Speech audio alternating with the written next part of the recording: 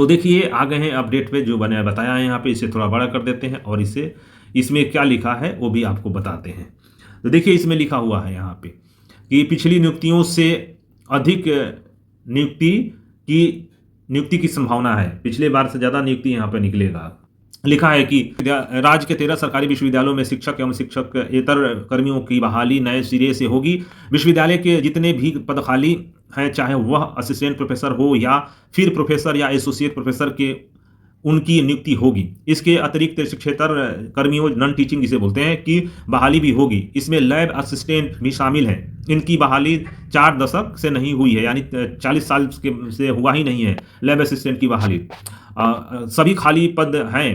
कर्मचारियों की बहाली भी 3 दशक से नहीं हुई है, यानी 30 साल से नहीं हुई है। ज़्यादातर अनुकंपा वाले ही हैं। एक अनुमान के अनुसार शिक्षकों के पद पहले से ज़्यादा होंगे इसमें क्योंकि इसमें प्रोफेसर, एसोसिएट प्रोफेसर भी शामिल है। बिहार विश्वविद्यालय सेवा आयोग के अनुसार पूर्व की बहाली अब समाप्ति पर है। नई रिक्तियों का इंतजार है, जैसा ही वह आती है प्रक्रिया शुरू कर दी जाएगी। एसोसिएट प्रोफेसर के नियुक्ति की नियमावली बन रही है।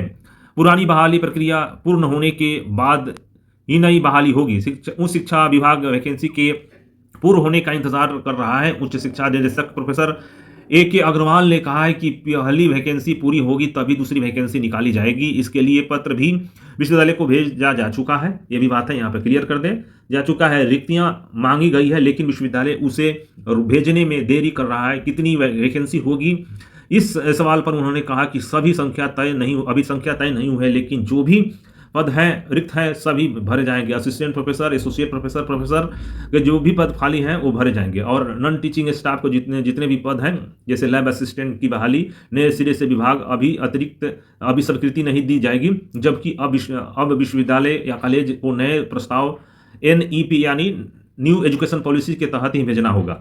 और वही नए कोर्स के प्रस्ताव भी अब सिर्फ ANNEP के अनुसार स्वीकृत किए जाएंगे। Professor N.K. अग्रवाल ने प्रचार के मामलों में कहा कि अभी भी कई प्रचार के मामले हाई कोर्ट में हैं। जब नियुक्ति प्रक्रिया पूर्ण हो जाएगी तो उसकी भी आगे रिक्तियां मांगी जाएगी। तो ये है यहाँ पे। और क्या लिखा हुआ है यहाँ पे, देखिए यहाँ पे और लिखा हुआ है। यहाँ पे क्या लिखा है, तो देखिए असिस्टेंट प्रोफेसर के पदों पर नियमों में बदलाव होगा। तो यहाँ पे क्लियर कर दे, जो असिस्टेंट प्रोफेसर की बहाली है उसके नियम में बदलाव होगा। ये दैनिक भास्कर का न्यूज है, इसने भी स्पष्ट कर दिया है कि अब जो होगा, जो इसमें हालांकि लिखा नहीं है लेकिन इंट्रेंस टेस्ट के थ्रू होगा, ये भी बता दें। तो क्या लिखा है कि बिहार विश्वविद्यालय सेवा आयोग के अध्यक्ष प्रोफेसर गिरीश कुमार चौधरी के अनुसार असिस्टेंट प्रोफेसर पदों के नियमों में UGC के गाइडलाइन के अनुसार कुछ बदलाव हो सकते हैं। हालांकि उन्होंने कहा कि इस संबंध में शिक्षा विभाग और राजभवन की जो गाइडलाइन होगी वही आयोग फॉलो करेगा। पूर्व की वैकेंसी में सिर्फ 4 पेपर इतिहास, कॉमर्स, जूलॉजी और बॉटनी का ही अब बचा है। उसमें उच्च न्यायालय में मामले लंबित है। जैसे ही वह क्लियर होता है उसे भी पूर्ण कर दिया जाएगा। प्रोफेसर चौधरी ने बताया कि कॉमर्स का तो साक्षात्कार भी पूरा हो चुका है। उन्होंने कहा कि एक अनुमान है कि जितने शिक्षक बहाल हुए उससे अधिक सेवानिवृत्त हो गए हैं, लेकिन अभी इसका आधिकारिक डाटा नहीं है। विश्वविद्यालय जब रिक्तियां भेजेगी तो ही पता चल पाएगा कि प्रचार की बची हुई सीटों पर भी शिक्षा विभाग के दिशा निर्देश पर ही आगे बहाली होगी।